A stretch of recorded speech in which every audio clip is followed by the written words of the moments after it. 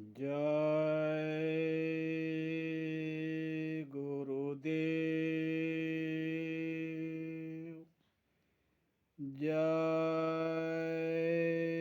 गुरुदेव।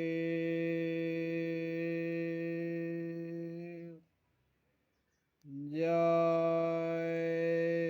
गुरुदेव।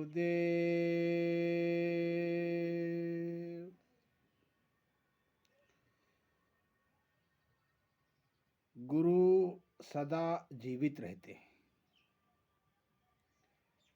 जिन्हें नामदान मिल गया है उनके लिए गुरु सदा जीवित रहते हैं।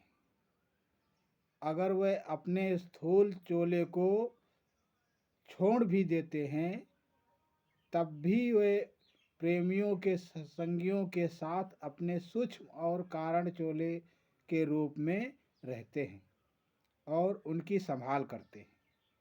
पर देह स्वरूप छोड़ने के बाद यह स्पष्ट है कि बाहरी स्वरूप से इस स्थूल शरीर द्वारा सत्संग नहीं कर सकते और ना ही रहनुमाई कर सकते हैं। मौत के समय गुरु संभाल करते हैं। जो प्रेमी गुरु की आज्ञा के अनुसार काम करते हैं और उनके अनुसार भजन करते हैं, गुरु उनकी मौत के समय उनकी संभाल करते हैं और वे जीव इस संसार को छोड़कर गुरु के साथ ऊपरी मंडलों में जाने में आनंद का अनुभव करते हैं। जिन प्रेमियों का शब्द नहीं खुला है उनकी सूरत प्रवृत्तियों और इच्छाओं के अनुसार उन्हें या तो संसार में लौटा दिया जाता है या ऊपर किसी मंडल में ले जाया जाता है। पुनर्जन्म के बाद उन्हें उस समय जीवित गुरु से नामदान मिलेगा और उनको अपना अभ्यास पूरा करने का मौका मिलेगा।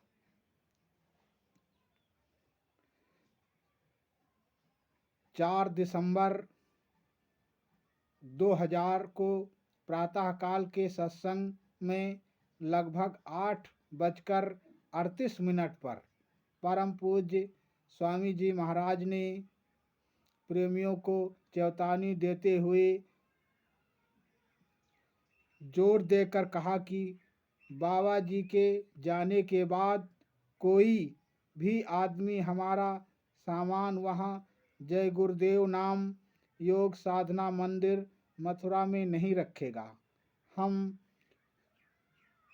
खुल्लम खुल्ला कह रहे हैं, कोई मनमुख नहीं। अगर तुमको कोई झोपड़ी बनाना हो तो अलग बनाना, उसकी देखभाल करना।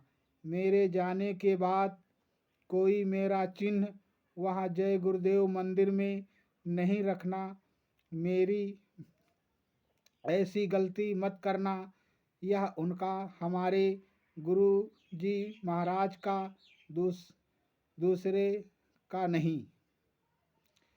4 दिसंबर 2000 मथुरा सत्संग न मिलने का परिणाम। यह सत्संग है, न कि कथा वार्ता। सत्संग का मतलब वह संदेश जिससे प्रभु प्राप्ति सुलभ हो जाए।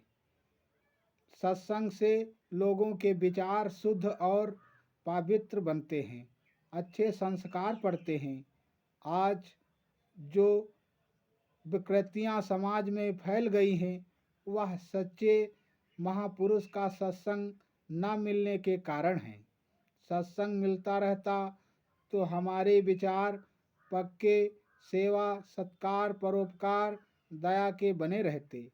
हम शाकाहारी रहते, नशा का त्याग करते, चरित्र विवेक रहता। हम इतने गर्त में गिरकर मुसीबतों के भंवर जाल में नहीं फंसते। मानव जीवन अनमोल है। यह किराए का मकान है। इसमें श्वासों की पूंजी मौजूद है। श्वासें निकल जाने पर यह शरीर मुर्दा हो जाता है इसमें आकाशवाणी, कलमा, आयतें बराबर गुंजारमान हो रही हैं।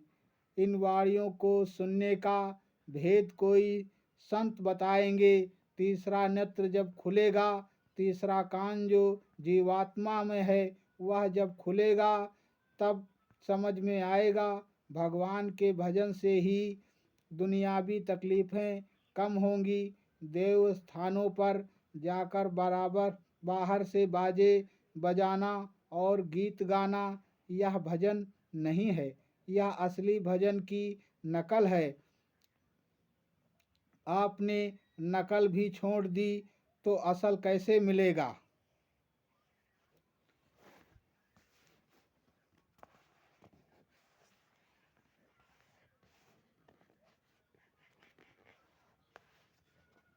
जिस दूरदर्शी की स्थापना की गई वह सो नहीं गई है, ना उसे सोता छोड़ा है। बाबा जी और बाबा जी के आशिक उस स्थापना के लिए स्कूल तैयार कर लेंगे। स्कूल तैयार हो जाए, वह सबको अपना अपने अपने कर्तव्यों का बोध करा दिया जाए। उनको यह सिखा दिया जाए कि सुख समृद्धि कैसे प्राप्त होती है। उन लोगों को यह मालूम हो जाए कि साधु महात्मा का क्या काम होता है। उसके बाद आप देखिएगा दूरदर्शी का काम। बाबा जी किसी चीज़ की स्थापना करते हैं तो वह कोरी कल्पना नहीं होती, उसमें कोई बात होती है, उसमें कोई लक्ष्य होता है, उसका कोई काम होता है। आप अपने लक्ष्य पर डटे रहें, कोई बरगला नहीं सकता। ऋषि मुनि महात्मा संत और फकीर अपने अलग नहीं, आप उनसे अलग नहीं। जात पात का भेद महात्माओं के यहाँ नहीं होता। दूरदर्शी का अर्थ अभी बताने की ज़रूरत नहीं है। हम तो बुरे से बुरे आदमी को भी अच्छा बनाना चाहते हैं। आप उनको ले आएं। सौभाग्य से वक्त का इतना बड़ा वरदान आपको मिला है कि प्रभु प्राप्ति के लिए अनमोल मानव तन मिला। बाबा जय गुरुदेव जी महाराज जैसे महान हस्ती ने हमारा हाथ पकड़ा। उन्होंने आजीवन 116 वर्ष तक अथक परिश्रम कर अद्वितीय जन जागरण किया। उनके उत्तराधिकारी पूज्य पंकज जी महाराज सभी मानव आत्माओं का आवाहन कर रहे हैं। एक नया रास्ता जन जागरण का दिखा रहे हैं। अच्छे समाज के निर्माण का लक्ष्य लेकर चले हैं। जो वक्त की मांग है, समय की पुकार है। अगर उनकी आवाज़ सुनकर हम अपने को ना बचा सके, ना बदल सके, अपनी जीवात्मा का कल्याण ना कर सके तो इससे बड़ा दुर्भाग्य और क्या हो सकता है। एक उदाहरण है, महाभारत खत्म होने के बाद कृष्ण गांधारी से मिलने गए। गांधारी अपने पुत्रों के वियोग में डूबी थी। कृष्ण से बोली कि अब क्या लेने आए हो, मेरे वंश खत्म कर ही दिया है। कृष्ण ने कहा कि मैं तो नहीं चाहता था कि ये विनाश लीला हो। मैंने हर तरह से सबको समझाने की कोशिश की, लेकिन किसी ने मेरी बात नहीं मानी, तो मेरा क्या दोष। गांधारी निरुत्तर हो गई। पूज्य पंकज जी महाराज गांव-गांव गोद लेकर प्रेमियों को घर घर जाकर समझाने और सबको अपना खान पान आचरण व्यवहार बदलने का अवसर दे रहे हैं। मथुरा में बाबा जय गुरुदेव जी महाराज द्वारा अपने गुरु पूज्यपाद स्वामी घूरेलाल जी महाराज की यादगार में जय गुरुदेव योग साधना मंदिर बनवाया है। मंदिर का एक आधार दे दिया है। आप आएँ, अपनी एक बुराई सच्चे दिल से इस मंदिर पर चढ़ाकर अपनी एक मनोकामना पूरी करवाएं और गुनाहों की माफ़ी मांगिए। सच्चे दिल से मंदिर का देवता बरकत देगा। और चाहिए क्या, इतना बड़ा आधार है। अर्जी हमारी, मर्जी आपकी। बोलो जय गुरुदेव।